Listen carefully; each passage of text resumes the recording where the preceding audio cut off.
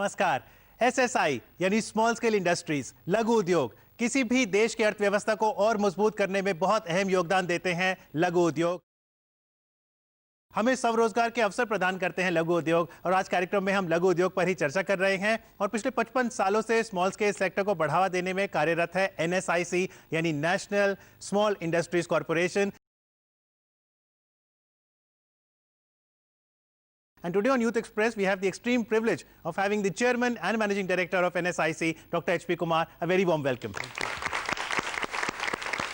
And to ask questions on SSI and the MSME sector, we have a very young audience as well. A very warm welcome to each one of you. सबसे पहले मैं आपसे ही जानना चाहूंगा, हाथ खड़ा करें, आप में से कितने लोग बिजनेस में जाना चाहते हैं? कितने लोग बिजनेस में जाना चाहते हैं? That's roughly about 30%. Okay, हाथ खड़ा करें, आप में से कितने लोग सर्विस में जाना चाहते हैं? Okay, and anyone who's not voted, जो confused थोड़ा? Okay, we got about 10% people probably. Doctor Kumar, SSI की जब बात होती है तो वो किसके लिए है, कैसे जुड़ता है ये सेक्टर युवा से? देखिए, एसएसआई जिस तरह से अब इसकी परिभाषा की गई है, एसएसआई कोई बहुत लघु उद्योग, बहुत छोटा छोटा उद्योग नहीं रह गया है। एसएसआई में इन्वेस्टमेंट लिमिट जो अब बढ़ा के की गई है पिछले एक्ट में, वो 5 करोड़ तक की प्लांट एंड मशीनरी में इन्वेस्टमेंट को एसएसआई माना गया है, जिसको लघु उद्योग माना गया है। तो 5 करोड़ की इन्वेस्टमेंट का मतलब है कि आप 20 से 30 करोड़ 50 करोड़ तक अपनी बिजनेस टर्नओवर कर सकते हैं। और यहाँ तक कि ऐसी स्मॉल इंडस्ट्रीज़ हैं जिनकी टर्नओवर 500 करोड़ रुपए साल की भी है, और 200 से 500 लोगों तक उन्होंने एम्प्लॉय किया हुआ है। तो लघु उद्योग एक बहुत वाइड क्षेत्र है जिसमें लगभग 8000 तरह की चीज़ें बन रही हैं पूरे देश में, और इतना वृहद है उसका स्कोप। इसका कंट्रीब्यूशन नेशनल इकोनॉमी अगर आप देखें तो लगभग 45% लघु उद्योग से आता है। टॉप प्रायोरिटीज कौन सी रहती हैं इस इंडस्ट्री में? इस समय जो देश में आवश्यकता है वो इंजीनियरिंग गुड्स हैं, टेक्सटाइल्स, गारमेंट्स हैं, आपका फूड प्रोसेसिंग सेक्टर में बहुत अच्छा काम हो रहा है, लेदर है, स्पोर्ट्स गुड्स हैं, ये आईटी है, ये सारे लाइफ साइंसेज हैं जिसमें आप लोग भी शायद जिस तरह की आपकी बैकग्राउंड है, तो ये सारे सेक्टर्स हमारे कंट्री में बहुत ग्रो हो रहे हैं और इसमें बहुत अच्छा स्कोप है आगे बढ़ने का। जी, और आज काफी लोग यहाँ पर जूलॉजी और बॉटनी से जुड़े हैं दयाल सिंह कॉलेज से। तो सबसे पहला सवाल जी Shipra. Sir, what are the advantages of investing in small scale industries, and what are the delights for a science student that it attracts towards small scale industries? देखिए, स्मॉल स्केल इंडस्ट्री में investment के जो फ़ायदे हैं उसमें सबसे बड़ा फ़ायदा है आप अपने इंटरेस्ट के अनुसार, एक यूथ अपने इंटरेस्ट और अपनी रुचि के अनुसार अपने तरह का काम करने में सक्षम हो सकता है। ये केवल स्मॉल इंडस्ट्री के द्वारा ही पॉसिबल है, नहीं तो आप जॉब में जाएंगे तो वहाँ अपने जॉब करके और आप अपना काम चलाएंगे। दूसरा है कि आप लघु उद्योग के द्वारा ना केवल अपने और अपने परिवार को डेवलप कर सकते हैं, अपनी सोसाइटी को, अपने देश को भी आगे बढ़ा सकते हैं, क्योंकि आप एम्प्लॉयमेंट क्रिएट करते हैं दूसरे लोगों के लिए।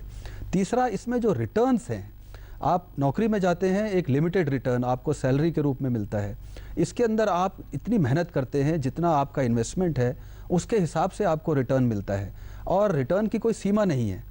तो ये सारे फ़ायदे हैं स्मॉल इंडस्ट्री में, और हमारे देश में लघु उद्योगों को बढ़ावा देने के लिए बहुत अच्छी योजनाएं चलाई गई हैं।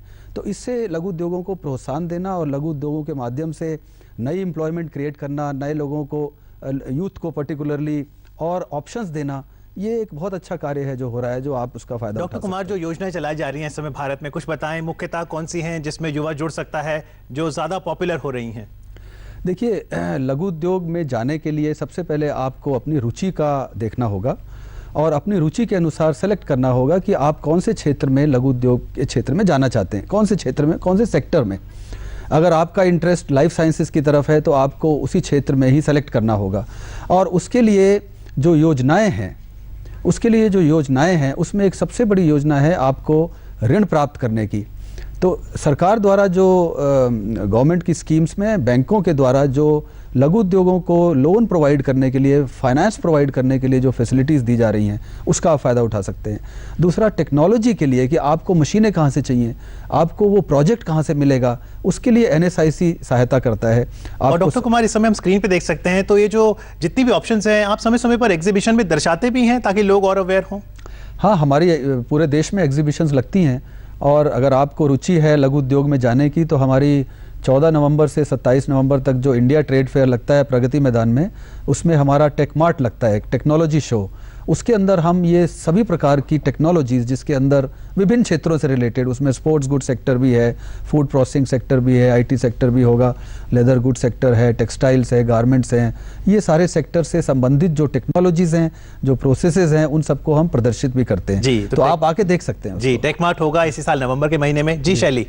सर मैं ये जानना चाहती हूँ, जैसे कोई अपना बिजनेस शुरू करना चाहता है या कोई स्मॉल बिजनेस शुरू करना चाहता है, तो जो मेन प्रॉब्लम आती है वो आती है फाइनेंस की। तो एसएसआई मतलब किस तरीके से वो फाइनेंस अवेलेबल कराता है और उसके लिए क्या प्रोसीजर है?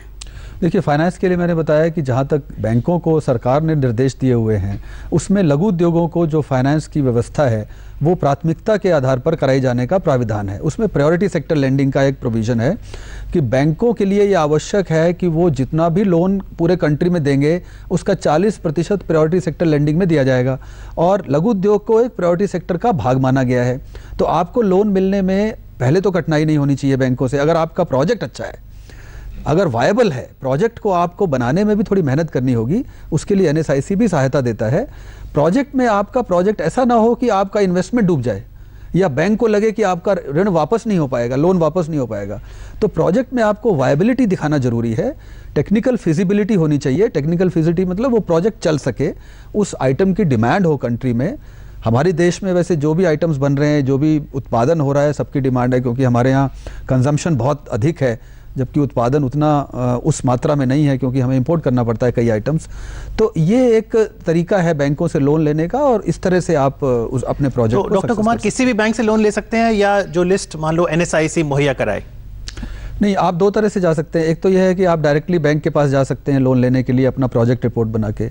अगर आपको उसमें कठिनाई है और आप एनएसआईसी की सहायता चाहते हैं, तो आप एनएसआईसी की किसी भी शाखा में, किसी भी ब्रांच में आ सकते हैं। हेड ऑफिस हमारा यहाँ ओखला में है, और हमारी 7-8 ब्रांचेज़ हैं दिल्ली में। कनॉट प्लेस में भी ब्रांच है, जीवन तारा बिल्डिंग में, इस तरह से और इंडस्ट्रियल सेक्टर्स में हमारी ब्रांचेज़ है। आप हमारी किसी ब्रांच में आ जाइए। हमारे बैंकों के साथ एग्रीमेंट्स हैं कि हमारे पास जो लोन प्रपोजल लेके आएगा लघु उद्योग, हम उसकी सहायता करेंगे, उसकी रिपोर्ट बनवाएंगे, उसका प्रपोजल बनवाएंगे। आप हमारे माध्यम से अगर बैंक को एप्लीकेशन फाइल करते हैं, हम आपकी तरफ से फॉलोअप भी करेंगे और आपसे कुछ चार्ज भी नहीं करेंगे। कोई चार्ज नहीं, कोई चार्ज नहीं करेंगे, क्योंकि बैंक से हमारा एग्रीमेंट है कि जो ऋण स्वीकृत करेंगे वो प्रोसेसिंग फी का हमारे साथ शेयर करते हैं जी, क्योंकि हम उनके लिए अच्छे क्लाइंट भी तो ला रहे हैं। और अगर शैली जैसे क्लाइंट हैं और वो प्रोजेक्ट आपको देना चाहें, तो क्या साल भर एनएसआईसी एक्सेप्ट करता है या कुछ समय सीमा रहती है उसकी? नहीं, साल भर, पूरे साल भर, पूरे कोई साल दिक्कत नहीं है। हमारी किसी भी शाखा में जाके आप, केवल ये जरूर है कि हमारे जो बैंक हैं वो सीमित हैं। हमारे 11 बैंकों के साथ अरेंजमेंट्स हैं, जबकि देश में और भी बैंक काम कर रहे हैं, प्राइवेट सेक्टर के भी और राष्ट्रीयकृत बैंक भी। तो आपकी इच्छा के ऊपर है, अगर आपको उन 11 बैंकों में से कोई बैंक सूट करता है तो आप उनमें से सेलेक्ट कर लें, नहीं तो आप उसके अलावा किसी बैंक के पास जाना चाहें तो आप सीधे जा सकते हैं। जी, अगला सवाल। Sir, we are the students of science. Sir, what is the basic platform for us in small scale industry? देखिए, स्टूडेंट साइंस का होने का तो और एडवांटेज है, बल्कि क्योंकि उसमें आपको तकनीकी जानकारी भी होती है, काफ़ी टेक्निकल नॉलेज आपको पहले से ही पढ़ाई के दौरान ही दी जाती है। इसके अलावा लघु उद्योग प्रारंभ करने के लिए, स्टार्ट करने के लिए एक कैप्सूल प्रोग्राम हम चला रहे हैं, जिसको हम रैपिड इंक्यूबेशन कार्यक्रम कहते हैं। इसके अंदर हम 3 महीने का एक प्रशिक्षण कार्यक्रम चलाते हैं, 3 महीने का ट्रेनिंग प्रोग्राम चलाते हैं। उसके अंदर हम आपको लाके उन प्रोजेक्ट्स के ऊपर जिसमें आपकी रुचि है, हमारे पास 182 तरह के प्रोजेक्ट्स रेडी हैं इस समय, और उसमें से आप सेलेक्ट कर सकते हैं कि आपकी रुचि कहाँ है। अगर आपके इंटरेस्ट और आपकी डिमांड, जो आपको प्रोडक्ट बनाना है या जिसमें आपकी रुचि है, उसकी मार्केट डिमांड भी होनी चाहिए, केवल रुचि से आप काम नहीं चलता है। तो वो दोनों जहाँ मैच करेंगी, आपको उन 182 में से अगर आप सेलेक्ट करना चाहते हैं तो सेलेक्ट कर लीजिए, और उस प्रोजेक्ट के आपको उसके ऊपर 3 महीने तक काम करना होगा। हमारे यहाँ काम करने का मतलब वो प्रशिक्षण है। आप उस प्रोजेक्ट के ऊपर, अगर आप बिस्किट और ब्रेड का काम करना चाहते हैं, उसका फैक्ट्री लगाना चाहते हैं, तो बिस्किट एंड ब्रेड की फैक्ट्री हमारे यहाँ लगी हुई है। मैंने एग्जाम्पल दिया 182 की लिस्ट में, मुझे ज़रूर विश्वास है कि लाइफ साइंसेज या इनकी जो बैकग्राउंड है साइंस के, उनके हिसाब से भी प्रोजेक्ट्स मिलेंगे। लाइट इंजीनियरिंग के प्रोजेक्ट्स हैं, मेडिसिन रिलेटेड प्रोजेक्ट्स हैं, हर्बल मेडिसिन हैं, एलोपैथिक मेडिसिन हैं, ये सारे प्रोजेक्ट्स भी उसमें हैं। अच्छा, इसके अलावा मेडिकल इक्विपमेंट्स बनाने के प्रोजेक्ट्स हैं, हॉस्पिटल इक्विपमेंट्स बनाने के प्रोजेक्ट्स हैं, कई तरह के प्रोजेक्ट्स हैं जो इनसे रिलेटेड हैं। तो 3 से 6 महीने की अवधि रहती है। 3 महीने के अंदर हम उन प्रैक्टिकल ट्रेनिंग देते हैं और उसके अंदर प्रोजेक्ट रिपोर्ट बनवाते हैं और लोन के लिए अप्लाई कर देते हैं। अगले 3 महीने के अंदर वो मशीनरी, इक्विपमेंट, लोन वगैरह सब क्लियर हो जाता है। और मैक्सिमम 6 महीने के अंदर आपका प्रोजेक्ट लग जाता है। इंक्यूबेशन में यदि 182 में से कोई कोर्स अप्लाई करें ये तो कुछ चार्जेस भी देने होते हैं? हम बहुत नॉमिनल चार्जेस लेते हैं क्योंकि फ्री में रखने से उसका मिसयूज़ ज़्यादा होता है।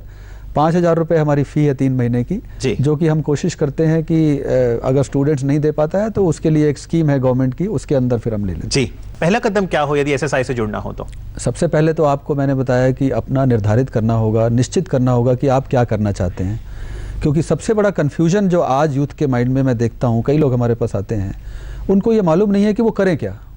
उनको सबसे पहले तो यही गाइड करना आवश्यक है कि आपका रुचि कहाँ है, आपकी बैकग्राउंड क्या है, आपके यहाँ क्या आवश्यकता है जो आपकी नियर एरिया में आप उसको मार्केट कर सकते हैं, आपका इंटरेस्ट एक्सपोर्ट में है या डोमेस्टिक मार्केट में, आपके रिसोर्सेज क्या हैं, आपकी फाइनेंशियल पोजीशन, क्योंकि उसमें आप लोन भी अगर लें तो मार्जिन मनी का कंट्रीब्यूशन 20 से 25% करना जरूरी है।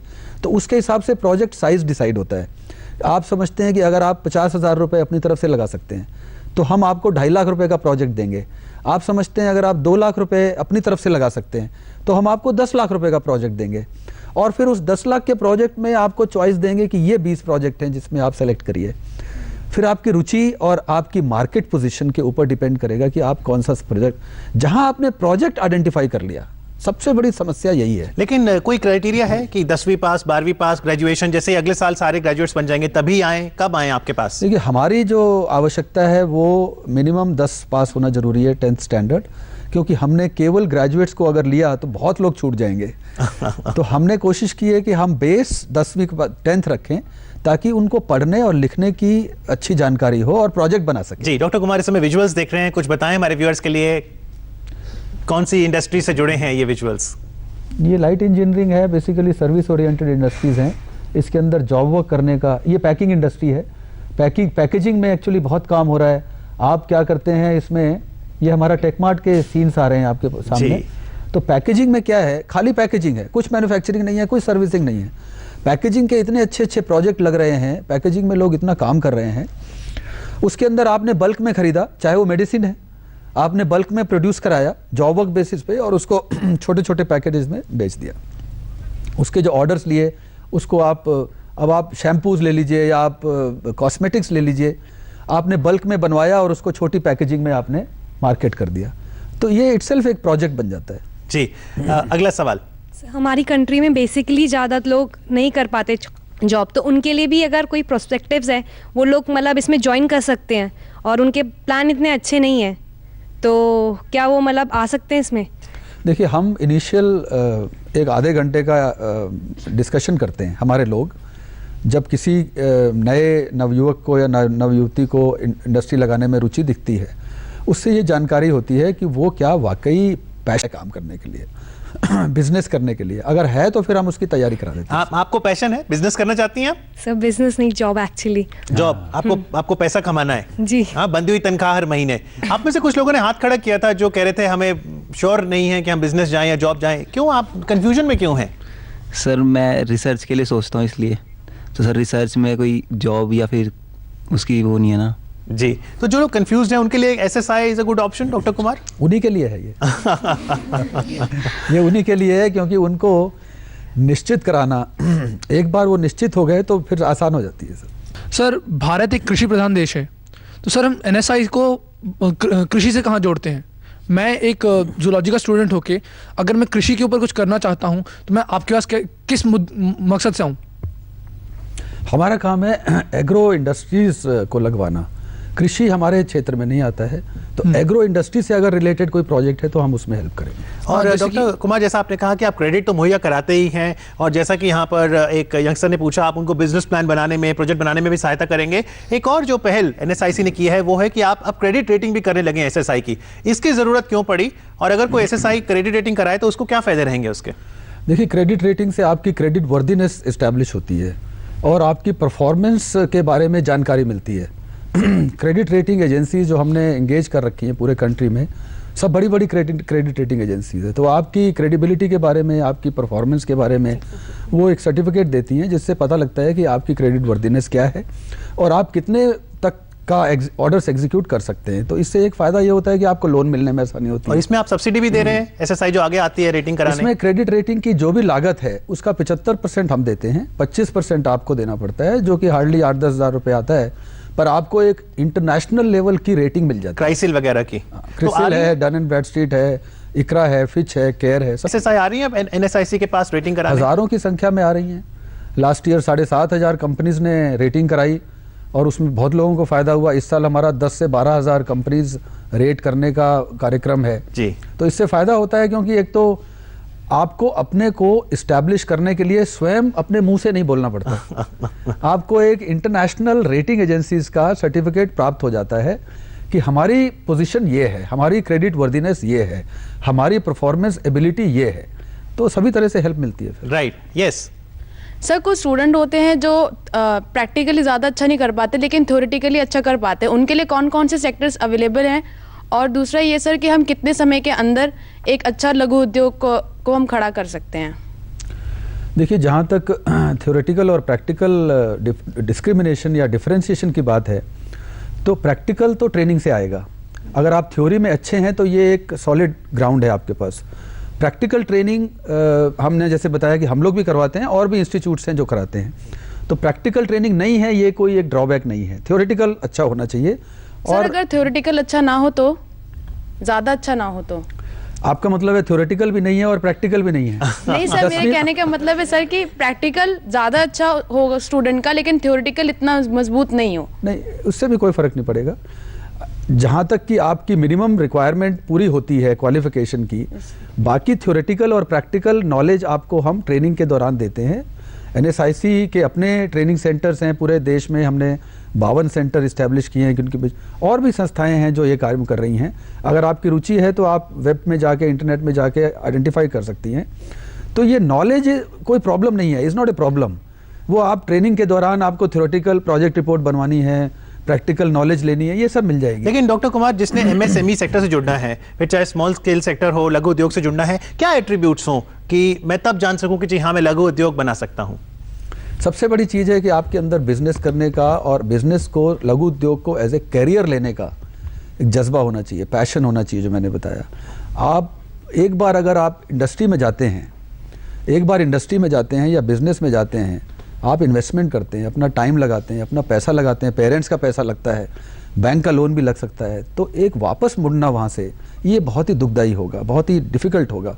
तो आपको पहले डिसाइड करना होगा, और वो तभी हो सकता है जब आप उसको एज ए कैरियर डिसाइड करें जी, क्योंकि इसमें ट्रायल और एरर करने से नुकसान हो सकता है। लेकिन अब तक का सक्सेस रेट कैसा रहा? जैसा आपने कहा पेरेंट्स के पैसे लग रहे हैं, कई बार पीएफ से पैसा निकाल के, इस समय हम विजुअल्स भी देख सकते हैं स्क्रीन पर। ये टेक्नोलॉजी का यूसेज भी काफ़ी आ गया एसएसआई में डॉक्टर कुमार। टेक्नोलॉजी यूजेज से आपकी जो कॉस्ट ऑफ प्रोडक्शन है या कॉस्ट ऑफ सर्विसेज है, उससे काफ़ी राहत मिली है और हम कॉम्पिटिटिव हुए हैं बाकी देशों के मुकाबले। आज जो बाकी कंट्रीज से इंपोर्ट हो रहा है, उसमें अगर हमारी टेक्नोलॉजी इंप्रूव ना हुई होती तो हम कहीं भी उनसे कॉम्पीट नहीं कर सकते। तो टेक्नोलॉजी से फ़ायदा होगा, खासतौर से आईटी और आईटीएस, आईटी इनेबल्ड सर्विसेज से आपको बहुत फ़ायदा होगा। उसका आप पूरा यूज़ करिए, उपयोग करिए। मशीनों में भी आईटी रिलेटेड मशीनें हैं जिससे आपको बहुत लाभ मिल सकता है। जी, अगला सवाल। सर मैं ये पूछना चाहती हूँ कि जो स्टूडेंट्स एनवायरमेंटल साइंसेज से रिलेटेड हैं, उनको एसएसआई किस तरह से हेल्प करती है? देखिए, एसएसआई में खाली मैन्युफैक्चरिंग नहीं है। अभी तक मैन्युफैक्चरिंग था, केवल उत्पादन करना, एक प्रोडक्ट बनाना। अभी एसएसआई के अंदर, जिसको हम अब micro, small and medium enterprises कहते हैं, अब एसएसआई को बदल के, स्मॉल स्केल इंडस्ट्री को बदल के micro, small and medium enterprises कर दिया गया है। एंटरप्राइजेस में आपकी सर्विस इंडस्ट्रीज भी आती हैं। आपको अगर ट्रांसपोर्ट कंपनी खोलनी है, आपको अगर टूरिज्म का कोई काम करना है, आपको ट्रैवल एजेंसी खोलनी है, तो एनवायरमेंटल की जहाँ तक बात की, आपको you can do consultancy also. Environmental science में अगर आपको कंसल्टेंसी करनी है, आपको एनवायरमेंट क्लियरेंस के लिए इंडस्ट्री को इतनी मुश्किल होती है, अपने इंडस्ट्री लगाने से पहले एनवायरमेंट क्लियरेंस चाहिए। आप उसको हेल्प कर सकती हैं कि एनवायरमेंट क्लियरेंस आपको कैसे मिलेगा, उसके लिए क्या क्या आवश्यकताएं हैं, आप उसकी कंसल्टेंसी करके आप अपनी फीस चार्ज कर सकते हैं और उसको हेल्प कर सकती हैं कि आप उसका एनवायरमेंट क्लियरेंस हो जाए। तो ये एक सर्विसेज हैं जो कि आप एमएसएमई सेक्टर में स्टार्ट कर सकते हैं। और एमएसएमई सेक्टर में ये सर्विसेज में जानकारी लोगों की बढ़े, इसके लिए आपका एक और विंग है, एनएसआईसी टेक्निकल सर्विसेज सेंटर। उस सेंटर के बारे में बताइए। NSIC टेक्निकल सर्विसेज सेंटर्स और NSIC इंक्यूबेशन सेंटर्स, ये हमारे टेक्निकल विंग हैं जिससे हम टेक्नोलॉजी में हेल्प कराते हैं लघु उद्योगों को। एक तो फाइनेंस के अलावा मार्केटिंग और उसके अलावा ये टेक्निकल सर्विसेज की भी आवश्यकता होती है, जिसमें उनको कि ये प्रोजेक्ट की मशीनें कहाँ मिलेंगी, ये प्रोजेक्ट के लिए क्या इक्विपमेंट की आवश्यकता है, ये प्रोजेक्ट्स में प्रोसेसेस क्या होंगे, लेआउट क्या होगा, कैसे हम इसकी प्रोडक्शन कैपेसिटी क्या होगी, ये सारी चीज़, हमें कितनी ज़मीन की आवश्यकता है, कितनी बड़ी बिल्डिंग बनाएं, डिज़ाइन क्या होंगे उसके, क्योंकि डिज़ाइंस में बड़ा इनोवेशंस हो रहा है, ये सारी हेल्प। अच्छा, उसके अलावा आपने प्रोडक्ट बना लिया, अगर वो फूड प्रोसेसिंग से रिलेटेड है तो उसकी टेस्टिंग बहुत ज़रूरी है, उसकी एक पर्टिकुलर लैब्स में टेस्टिंग होनी चाहिए, तभी आपको सर्टिफिकेशन मिलेगा मार्केटिंग से पहले। ये सारी टेक्निकल सर्विसेज हमारे टेक्निकल सर्विसेज सेंटर्स प्रोवाइड करते हैं। जी, अगला सवाल। जैसे कि मैं फिशरीज में मेरा इंटरेस्ट है, एक्वाकल्चर भी लघु उद्योग के अंदर ही आता है क्या? एक्वाकल्चर में अगर प्योरली फिशिंग रियरिंग करना है तो वो एग्रीकल्चर में आता है, पर अगर फिशरी रिलेटेड कोई प्रोसेसिंग है, वैल्यू एडिशन है उसमें, जैसे अगर आप फिश पैकिंग करके एक्सपोर्ट भी कर रही हैं तो भी लघु उद्योग में आएगा, और उसमें हम इंटरवीन करते हैं और हेल्प करते हैं। जी, तो जैसे कि मेरा पर्टिकुलरली जूलॉजी सब्जेक्ट है मेरा, और अगर मैं जूलॉजी के अंडर ही कोई स्मॉल स्केल कोई अगर अपना काम स्टार्ट करना चाहती हूँ, उद्योग कोई, तो क्या ऑप्शंस है मेरे पास में? अब आपका मन करने लगा है बिजनेस करने के लिए, हाँ जी, क्या ऑप्शंस हैं इनके पास? वेल, आप जो उसके लिए फूड तैयार होता है उसमें वो भी एक इंडस्ट्री है, उसके लिए आप काम कर सकती हैं। एक्चुअली जो भी उसके जो कई उसके जो आइटम्स हैं जूलॉजी के रिलेटेड, उससे रिलेटेड इंडस्ट्रीज जो हैं उसमें जा सकती हैं, जैसे उसके स्किन है, उसकी लेदर से रिलेटेड वो हैं, उसमें जा सकते हैं। जी, सवाल। I want to talk to you about with some projects. See, I want to be an MBA, and as a zoology student, I can opt for pharmaceuticals company, right? So मैं ये पूछना चाहता हूँ कि जो आपके NSIC के जो projects हैं, somewhere are they collaborated with multinational companies? Campus placement, sir. He wants the job. I don't want any job. See, I want to be an MBA, right, from a good level. But as a applied zoology student with a knowledge caliber, if I'll go for some pharmaceutical company, उस company में मतलब as a worker, अगर मैं आपकी institution से कुछ project उठाना चाहूँ तो so I mean, am I welcome? हाँ, बिल्कुल, यू आर वेलकम। इनफैक्ट हमारा उद्देश्य है कि आपको किसी तरह से एम्पावर करना, उसी और एम्पावर कैसे करना, बेसिकली या तो इंडस्ट्री के द्वारा या सर्विसेज के द्वारा। अब इन दोनों क्षेत्रों में आप कोई भी हेल्प हमसे चाहते हैं, अगर आपको प्रोजेक्ट चाहिए तो हम प्रोजेक्ट देने के लिए तैयार हैं, आपको प्रोजेक्ट दे देंगे अगर आपको रिलेटेड प्रोजेक्ट चाहिए। हाँ, जहाँ तक मल्टीनेशनल से संपर्क की आपने बात कही, तो उद्योग के द्वारा हमारे मल्टीनेशनल के साथ संपर्क है, और अगर आप उसमें उत्पादन करते हैं या कोई वैल्यू क्रिएशन करते हैं तो उसको मल्टीनेशनल से लिंक करके हम उसकी मार्केटिंग में सहायता करते हैं। आपको मल्टीनेशनल्स के टेंडर्स दिलाते हैं आप, जिससे कि उसकी मार्केटिंग ज़्यादा से ज़्यादा कर सकें। तो इस तरह के एसोसिएशंस हैं, पर प्लेसमेंट अगर मल्टीनेशनल्स में कराना है तो वो हमारे निगम के कॉरपोरेशन के क्षेत्र में नहीं आता है। लेकिन अगर बात करें किस तरह से NSIC ने पिछले 55 सालों में अपने आप को विकास के पथ पर अग्रसर किया है, किस तरह का ट्रांजिशन रहा है, तो कैसे बदला है NSIC का जॉब प्रोफाइल? देखिए, NSIC भारत सरकार की एक संस्था है जो कि 55 साल पुरानी है, और इसका जो उद्देश्य था वो था कि लघु उद्योगों को बढ़ावा दिया जाए पूरे देश में, जिससे कि ये और नए लघु उद्योगों को स्थापित करने में सहायता दी जाए। और ये एक बहुत बड़ा काम हुआ। आज आप लघु उद्योग क्षेत्र में भारत की जो पोजीशन है, जो स्थिति है, पूरे वर्ल्ड में जानी जाती है। हमारे पास पूरे देश से जो डेवलपिंग कंट्रीज़ हैं, विकासशील देश हैं, वो सभी आते हैं कि आपके यहाँ लघु उद्योग क्षेत्र में जो विकास हुआ है उसको आप हमें हेल्प करिए, ताकि हम भी अपने यहाँ इस क्षेत्र में ऐसा ही कार्य कर सकें, क्योंकि वहाँ भी सिमिलर प्रॉब्लम्स हैं, ऐसी समस्याएं हैं एम्प्लॉयमेंट की। तो हमारे यहाँ, जैसे मैंने बताया कि हमारे आर्थिक विकास के क्षेत्र में लघु उद्योग ने बहुत काम किया है, तो लघु उद्योग क्षेत्र में NSIC ने बहुत काम किया है, क्योंकि हमारी संस्था 55 साल पुरानी संस्था है, और इस समय बड़ी बड़ी कंपनियां मल्टीनेशनल्स हो चुकी हैं देश में, जिन्होंने हमारे साथ काम शुरू किया था। और सर, अगर पिछले बहुत ही छोटी एंटरप्राइज, पिछले वित्त वर्ष की बात करें तो मुनाफा भी कमा रही है। हाँ, NSIC एक सेल्फ सस्टेनिंग ऑर्गेनाइजेशन है, NSIC सरकारी संस्था की तरह काम नहीं करती है सरकारी संस्था, fully owned by government of India. पर हम लोगों ने जो अपने सिस्टम्स और प्रोसीजर्स इम्प्लीमेंट किए हैं, चेंज किए हैं, उनको बहुत ही एफिशिएंट बनाया है, सर्विस डिलीवरी बहुत ही क्विक बनाई है। आप क्योंकि उसके लिए हमें अपनी सर्विसेज को मार्केट करना है, और वो तभी होंगी जब आपको सर्विस अच्छी लगेगी, तभी आप उसको पे करेंगे। Every service is priced of course economically, not that we want to make money out of it, पर हर एक सर्विस को चूंकि प्राइस्ड है और यूजफुल होगी तभी उसकी डिमांड रहेगी। तो कॉर्पोरेशन ने अच्छा काम किया है, और हम एक profit making dividend paying corporation है गवर्नमेंट ऑफ इंडिया का। We are proud of it. जी, अगला सवाल sir, how can NSIC policies help rural India? Rural India के लिए एक्चुअली हमारी पॉलिसीज पूरे देश के लिए हैं। ऐसा नहीं है कि हमारी ब्रांचेस भी पूरे देश में फैली हैं। तो ऐसा नहीं है कि खाली बड़े शहरों में हमारी शाखाएं हैं और बड़े शहर के लोगों को उसकी सहायता मिलती है। छोटे शहरों में भी हमने शाखाएं खोली हैं, और जहाँ तक रूरल एरियाज़ की बात है, रूरल एरियाज़ में हम इंक्यूबेशन सेंटर्स खोल रहे हैं, और हमारा उद्देश्य यही है कि वहाँ के लोगों को जो वहाँ का प्रोड्यूस है, जो आउटपुट है, जो एग्रीकल्चर आउटपुट है, जो आपने बात की, उसको वहीं पे वैल्यू ऐड करके वहीं पे उसकी मार्केटिंग की जाए। तो हम इस तरह से रूरल एरियाज़ में काम कर रहे हैं। जी, कई सवाल आ रहे हैं, चलते चलते आखिरी सवाल जल्दी से। Sir, recently business park start किए हैं NSIC ने, तो वो हमारे लिए कैसे बेनिफिशियल हैं?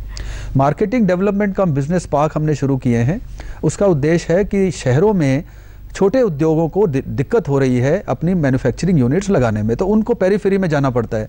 जैसे दिल्ली में भी पोल्यूशन की वजह से, एनवायरनमेंट इश्यूज़ की वजह से इंडस्ट्री को बाहर जाना पड़ा, बवाना है और छोटे छोटे, तो उनको मार्केटिंग के लिए, अपनी लाइजन वर्क के लिए, मार्केटिंग के लिए, विदेशों से जो ग्राहक आते हैं उनकी बातचीत के लिए और अपने प्रोडक्ट्स को एग्जिबिट करने के लिए ये मार्केटिंग सेंटर हमने खोले हैं। तो इनका उद्देश्य यही है कि वहाँ पे हम उनको छोटे छोटे ऑफिस स्पेस दें और एक डेमो सेंटर दें, ताकि वो अपने प्रोडक्ट्स को एग्जिबिट करें, और अपना एक छोटा ऑफिस खोल के जो विदेश से लोग आ रहे हैं उनको बवाना ले जाने की बजाय उनको यहीं शहर में ही उनकी बातचीत हो सके और उनके ऑर्डर्स मटेरियलाइज हो सके। जी, तो डॉक्टर कुमार चलते आपके अब क्या प्लान्स हैं? आप CMD हैं, अगले 2, 4, 5 साल क्या देखते हैं आप MSME सेक्टर में?